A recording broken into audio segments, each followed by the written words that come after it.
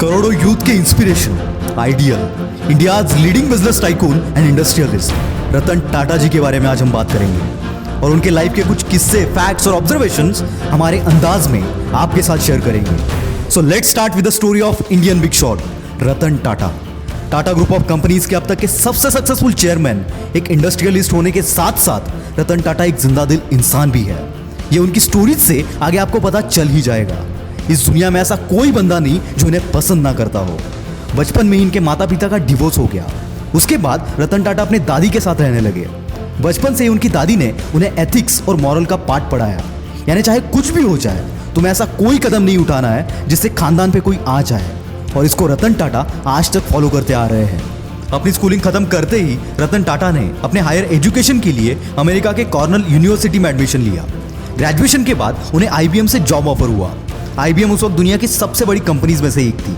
कुछ महीनों तक रतन टाटा ने IBM में जॉब भी किया, पर उनके दादी की तबीयत खराब होने के चलते उन्हें इंडिया वापस लौटना पड़ा।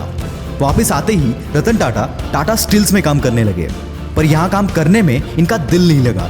जब रतन टाटा ने यह बात JRD टाटा से कही, तब उन्होंने नेल्को कंपनी संभालने का काम रतन टाटा को दे दिया।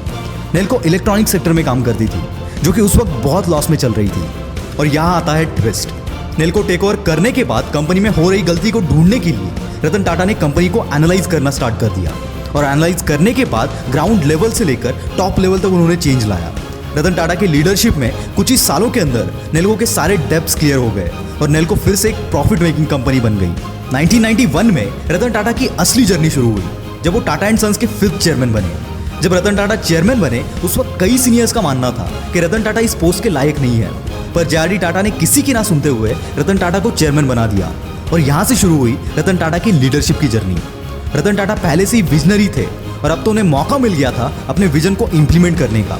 अपने विजन, डिसीजन और मेहनत के दम पे रतन टाटा ने टाटा सन्स की सारी कंपनीज को प्रॉफिट मेकिंग कंपनीज बनाया। रतन टाटा विजनरी होने के साथ साथ मास्टर कम्युनिकेटर भी थे, जिससे वो अपने आइडियाज और अपने विजन को सही तरीके से दूसरों के सामने रख पाते थे। रतन टाटा की सबसे बड़ी खूबियों में से एक ये थी कि उनके साथ जो भी काम कर रहा हो उनको देखकर इंस्पायर हो जाता था, जिससे दूसरों के अंदर एक सेंस ऑफ कैपेबिलिटी पैदा हो जाती थी कि मैं ये काम आसानी से कर सकता हूँ। और ये एक ग्रेट लीडर की निशानी होती है। 1998 में रतन टाटा ने कोड ऑफ कंडक्ट इंट्रोड्यूस किया, जिसके मुताबिक हर टाटा एम्प्लॉय को सेम रिस्पेक्ट मिलेगी, चाहे वो एक पियोन हो या कोई MD। बहुत सारे बड़े पोस्ट पर काम करने वाले लोगों ने कोड ऑफ कंडक्ट को साइन करने से मना कर दिया, लेकिन रतन टाटा ने हार ना मानकर आखिरकार सबसे ये कोड ऑफ कंडक्ट साइन करवा ही लिया। अब जो किस्सा मैं आपको बताने वाला हूँ वो शायद आपने कहीं सुना होगा, पर इस वीडियो में ये किस्सा ऐड करने से मैं खुद को रोक नहीं पाया। मुझे लगता है कि इस किस्से के सिवाय रतन टाटा की बायोग्राफी कंप्लीट हो ही नहीं सकती, सो इसे आखिर तक सुनना। किस्सा कुछ ऐसा है कि साल 2000 में टाटा का ऑटोमोबाइल सेक्टर बहुत लॉस में चल रहा था।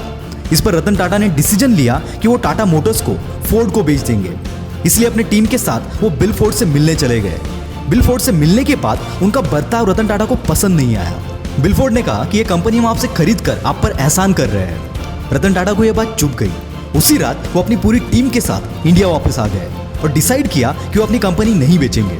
रतन टाटा की एक खासियत है कि वो अपनी मेहनत और अपने विजन को एक कर्व में रखते हैं, जिसकी वजह से उन्हें कम टाइम में अच्छे रिजल्ट्स मिलते हैं। और यही फॉर्मूला रतन टाटा ने अपनी loss making company Tata Motors पर अप्लाई किया और इसके चलते कुछ ही सालों में टाटा मोटर्स एक प्रॉफिटेबल कंपनी बन गई। और 2008 में ठीक 8 साल बाद फोर्ड मोटर्स का दिवाला निकल गया। उनकी luxurious car making company Jaguar और लैंड रोवर लॉस में जाने लगी। उसी वक्त रतन टाटा ने दोनों कंपनीज को $2.3 बिलियन के वैल्यूएशन के साथ खरीद लिया और इन लॉस मेकिंग कंपनीज को प्रॉफिटेबल भी बनाया।